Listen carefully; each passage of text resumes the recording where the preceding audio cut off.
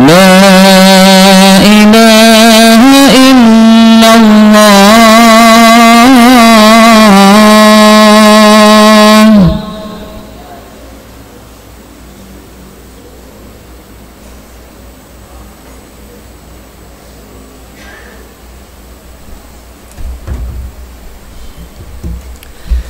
Innal hamdalillah nahmaduhu wa nasta'inuhu wa nastaghfiruh wa na'udzu billahi min shururi anfusina wa sayyiati a'malina may yahdihillahu fala mudhillalah wa may yudlil fala hadiyalah asyhadu an la ilaha illallah wahdahu la syarikalah wa asyhadu anna muhammadan abduhu wa rasuluhu la nabiyya ba'dah. Allahumma salli wa sallim wa barik ala hadzal nabiyil karim nabiyina wa maulana Muhammadin wa ala alihi wa ashabihi wa man tabi'ahu bi ihsanin ila yaumiddin. Wa qad qala Allah ta'ala fil Qur'anil Karim ba'da a'udzu billahi samii'il alim minasyaitonir rajim ya ayyuhalladzina amanu taqullaha wa qulu qawlan sadida yuslih lakum a'malakum wa yaghfir lakum dhunubakum wa may yuti'illaha wa rasulahu faqad faza fawzan 'azima. Ma'asyiral muslimin, jamaah salat Jumat yang dirahmati Allah Subhanahu wa taala. Pada kesempatan yang baik ini, yang pertama dan yang utama, khatib ingin mengajak jamaah sekalian untuk marilah kita senantiasa meningkatkan ketakwaan kita kepada Allah Subhanahu wa taala dengan arti yang sebenar-benarnya, yaitu menjalankan seluruh perintahnya dan menjauhi segala larangannya. Ma'asyiral muslimin, sidang salat Jumat yang dirahmati Allah Subhanahu wa taala, dalam kehidupan kita ada banyak hal yang kadang-kadang hal-hal itu dekat dengan kita, tapi kita tidak bisa mengenalinya dengan baik. Ada hal-hal yang rutin kita lakukan, tapi kita tidak mengerti secara pasti, secara persis apa isi kandungan makna yang dimiliki dari semua rutinitas kita itu. Nah, di antara hal-hal yang dekat dengan kita, padahal hal itu adalah satu hal yang sangat penting, adalah suratul Fatihah, surah Al-Fatihah. Suratul Fatihah atau surat Al-Fatihah merupakan surah yang dalam riwayat Al-Bukhari disebutkan oleh Rasulullah sebagai a'dhamu suratin fil Quran, sebagai surah yang paling agung di dalam Al-Quran. Dan surah ini dinamai dengan Ummul Kitab atau Ummul Quran, sebagai induknya Al-Quran, sebagai induknya Al-Quranul Karim. Surah ini juga diwajibkan bagi kita untuk membacanya minimal 17 kali dalam satu hari, dalam setiap rakaat dari sholat fardu kita. Tetapi meskipun suratul Fatihah itu menempati posisi yang sangat penting, disebutkan oleh Rasulullah sebagai a'dhamu suratin fil Quran, surah yang paling agung dalam Al-Quran, sebagai Ummul Kitab, ditempatkan di sofhah, di halaman pertama dari Al-Quran, kita baca setiap hari. Namun barangkali tidak semua di antara kita yang bisa atau sudah mencoba untuk menggali makna-makna yang terkandung di dalam suratul Fatihah ini. Nah, pada kesempatan khutbah yang singkat ini, khatib berkeinginan mengambil satu pelajaran kecil daripada suratul Fatihah, yaitu ada 7 kebiasaan atau 7 prinsip yang semestinya diperhatikan oleh semua orang mukmin, oleh kita yang senantiasa membaca suratul Fatihah, untuk kita aplikasikan sebagai prinsip-prinsip, sebagai kebiasaan-kebiasaan dalam sehari-hari kita. Kalau kita mengenal ada 7 habits of very effective people, maka di surat Al-Fatihah ini ada 7 habits atau 7 daily Islamic habits yang harus kita pahami dan sangat baik untuk kita internalisasi dalam kehidupan kita sehari-hari. Suratul Fatihah sebagaimana kita ketahui terdiri dari 7 ayat. Yang pertama, ba'da a'udzubillahi minasyaitonir rajim, bismillahirrahmanirrahim. Surat ini dibuka dengan bismillahirrahmanirrahim, dengan menyebut nama Allah yang Maha Rahman dan Maha Rahim. Ayat ini seakan-akan mengajarkan kepada kita agar kita dalam memulai segala sesuatu itu kita mulai dengan tasmiyah atau dengan basmalah.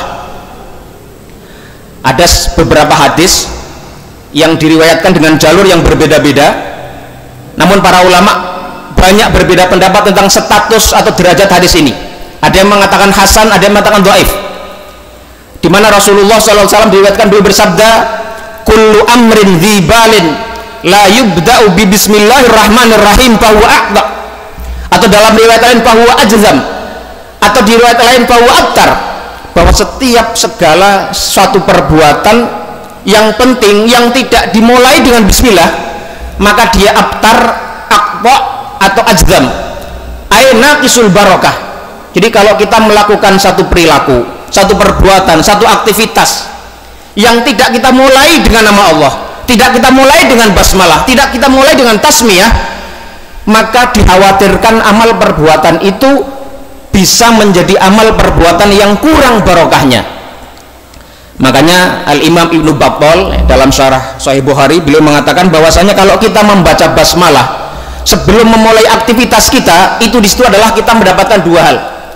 Yang pertama adalah tabarrukan, ya, biha, kita mengambil berkah, mengharapkan berkah dari Allah Subhanahu wa Ta'ala dengan menyebutkan nama Allah dalam setiap perbuatan kita.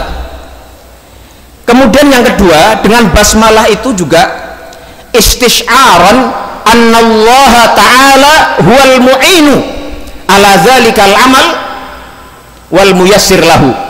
Dengan bismillah pula kita meyakini, kita menghayati bahwasanya semua perbuatan kita itu hanya untuk Allah Subhanahu wa Ta'ala saja, dan tidak mungkin semua itu kita lakukan kecuali atas pertolongan Allah Subhanahu wa Ta'ala dan atas kemudahan yang Allah berikan kepada kita. Jadi kalau kita keluar rumah baca basmalah, bismillahirrahmanirrahim, mau makan baca bismillah, mau tidur baca bismillah, segala aktivitas kita mulai dengan bismillah, dan itu insya Allah akan menjadikan semua aktivitas kita dalam sehari-hari menjadi aktivitas yang kita niatkan untuk Allah Subhanahu wa Ta'ala dan Allah berikan keberkahan di dalamnya. Itu yang pertama. Kemudian ayat yang kedua, alhamdulillahi rabbil alamin, segala puji bagi Allah, Rabbnya semesta alam, Tuhannya semesta alam.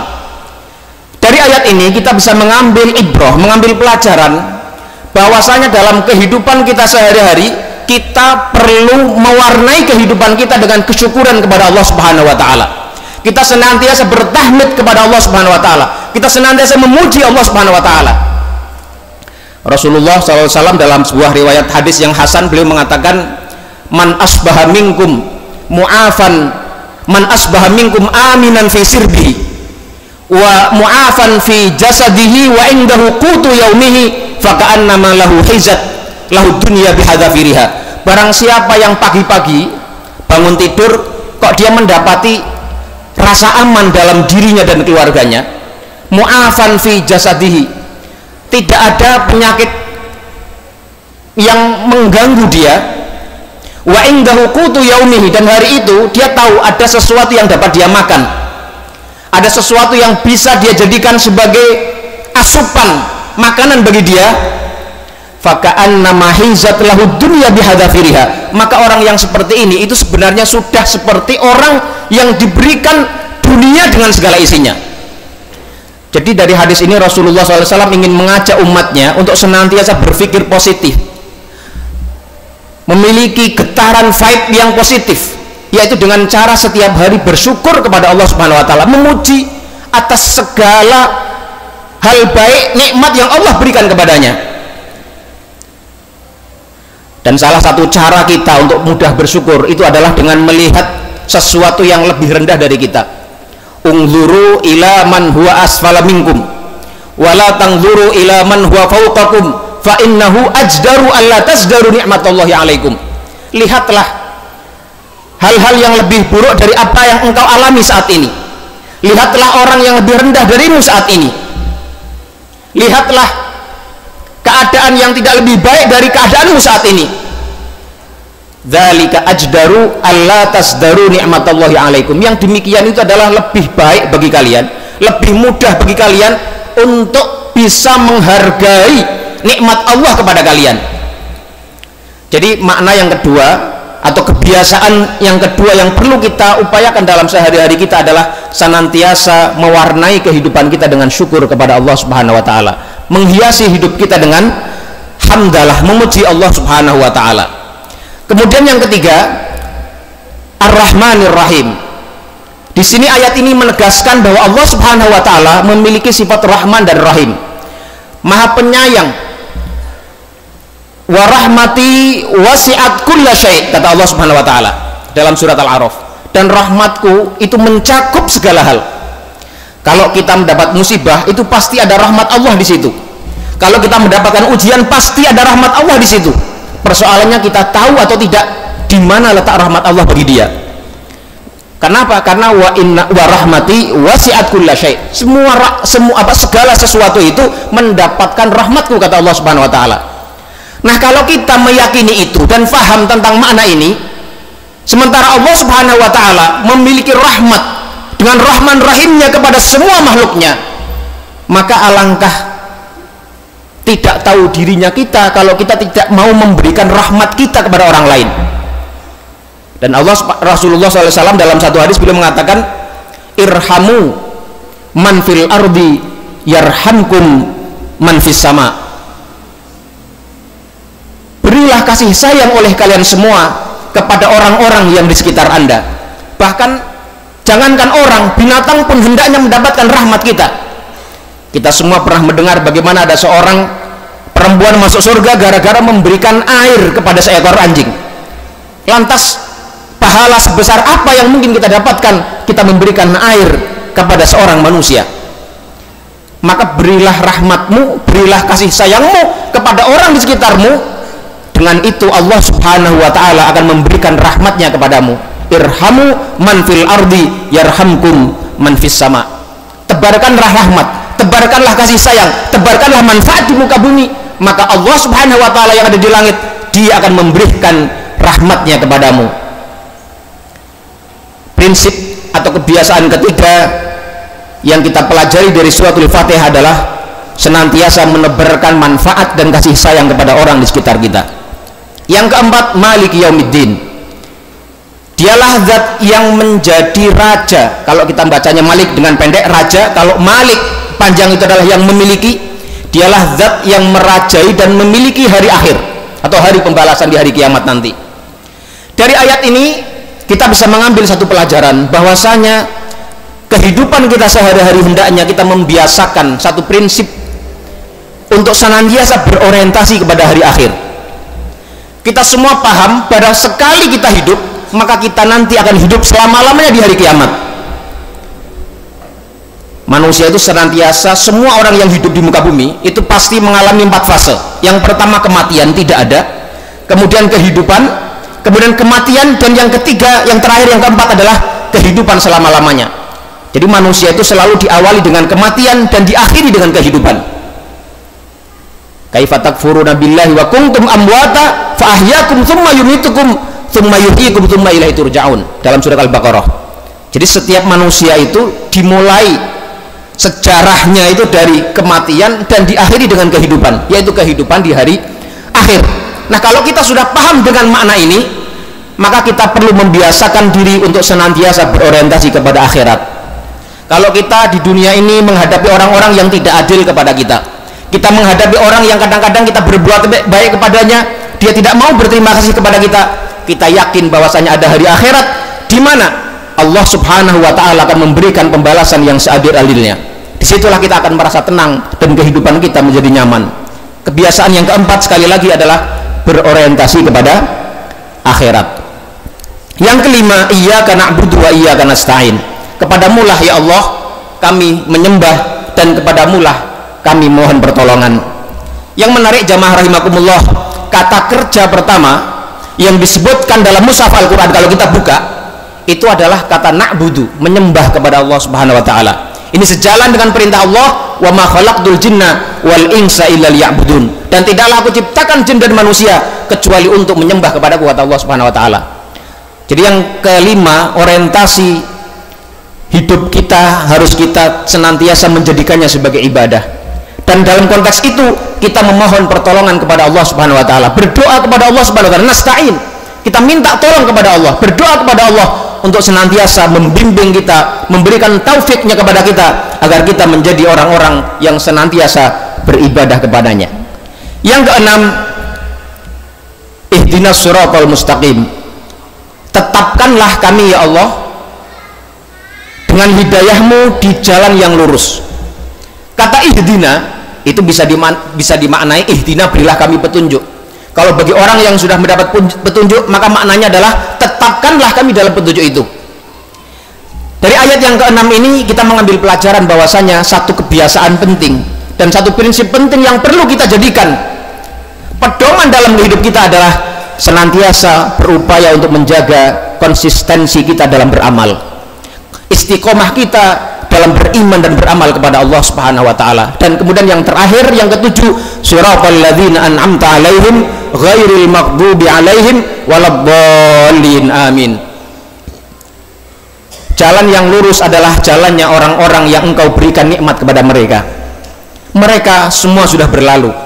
Bukan nikmat, bukan jalannya orang-orang yang engkau murkai terhadap mereka, ghairil maghdubi 'alaihim waladdallin, dan bukan pula orang-orang yang tersesat jalannya. Dari ayat ini, ma'asyiral muslimin rahimakumullah, ayat ini mengajarkan agar kita senantiasa bercermin dari masa lalu, bercermin dari sejarah. Kalau sejarah orang-orang baik, kita ambil pelajaran kebaikannya. Kalau kita membaca sejarah orang-orang yang berperilaku buruk, kita jadikan pelajaran untuk mengikutinya. Jadi senantiasa setiap hari kita memiliki kebiasaan untuk bercermin dari sejarah, bercermin dari orang lain. Rasulullah SAW pernah bersabda, al-mu'minu mir'atu akhihil mu'min, bahwa seorang mukmin adalah cermin bagi mukmin yang lain.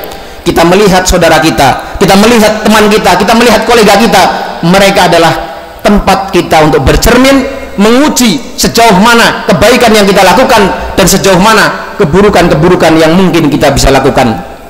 Masyarul muslimin yang dirahmati Allah Subhanahu wa taala, sekali lagi suratul Fatihah memiliki banyak sekali samudra hikmah, samudra pelajaran yang sangat luas sekali.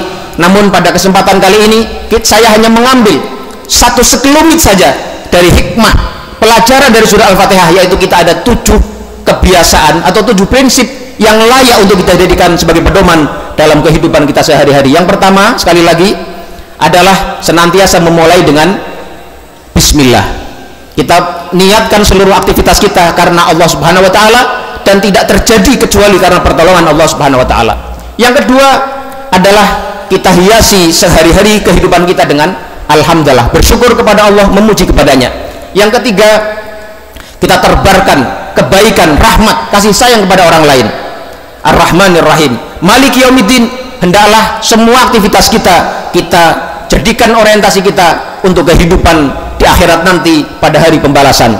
Kemudian yang kelima, kita upayakan bahwa seluruh aktivitas kita yang ada ini, niatkanlah untuk beribadah kepada Allah Subhanahu wa taala dan mintalah tolong kepadanya untuk membimbing kita, memberikan taufiknya kepada kita agar kita mampu menjalankan dengan sebaik-baiknya. Yang keenam, suratul Fatihah mengajarkan kepada kita prinsip atau kebiasaan yang keenam, yaitu agar senantiasa kita menjaga konsistensi kita, keistiqomahan kita dalam menjalankan perintah-perintah Allah Subhanahu wa taala dan Rasulnya, serta menjauhi larangan-larangan Allah dan Rasulnya.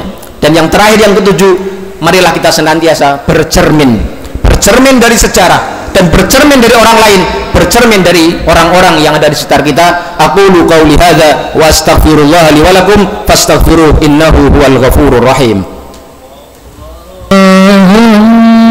Sallu wa sallim ala sayyidina Muhammad wa ala ali sayyidina Muhammad.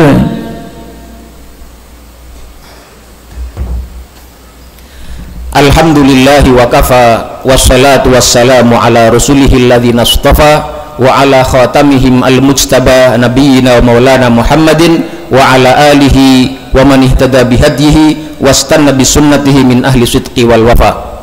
Masyarul muslimin jamaah sekalian, marilah kita berdoa kepada Allah Subhanahu wa taala, bermunajat kepadanya agar kita bisa senantiasa meningkatkan ketakwaan kita kepada Allah Subhanahu wa taala, membimbing kita untuk semakin mengerti, paham dengan kitab suci yang diturunkan olehnya kepada kita, dan bisa kita jalankan isi nilai prinsip-prinsipnya dalam kehidupan kita sehari-hari.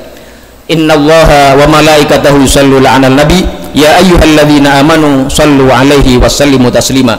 Allahumma salli wa sallim wa barik ala nabiyyina Muhammad wa ala alihi wa sahbihi wa sallama tasliman katsira. Allahumma ighfir lil muslimina wal muslimat wal mu'minina wal mu'minat al ahya'i minhum wal amwat innaka ghafurur rahim. Rabbana zalamna anfusana wa illam taghfir lana wa tarhamna lanakunanna minal khasirin. Rabbana ighfir lana wa li ikhwanina alladhina sabaquna bil iman wa la taj'al fi qulubina ghillan lil ladzina amanu rabbana innaka raufur rahim. Allahumma ansuril Islam wal muslimin. Allahumma a'izzal Islam wal muslimin. Allahumma ansuril muslimin al mujahidin fi Palestin. Allahumma ansurhum nasran aziza. Allahumma ansurhum nasran aziza. Allahumma ansurhum nasran aziza. Allahumma ahlikil kafarata al mu'adiyata lidinika wal muslimin. Allahumma aklihum. Allahumma shattit shamlahum wa mazzid jam'ahum wal zilzil aqdamahum wa alqi fi qulubihim ru'ba innaka ala kulli syai'in qadir. Rabbana atina fid dunya hasanah wa fil akhirati hasanah wa qina adzabannar. Subhana rabbika rabbil izzati amma yasifun wa salamun alal mursalin walhamdulillahi rabbil alamin. Innallaha ya'muru bil adli wal ihsan wa ita'i dzil qurba wa yanha 'anil fahsya'i wal munkari wal baghi ya'idzukum la'allakum tadhakkarun. Aqimus shalah. Allahu akbar.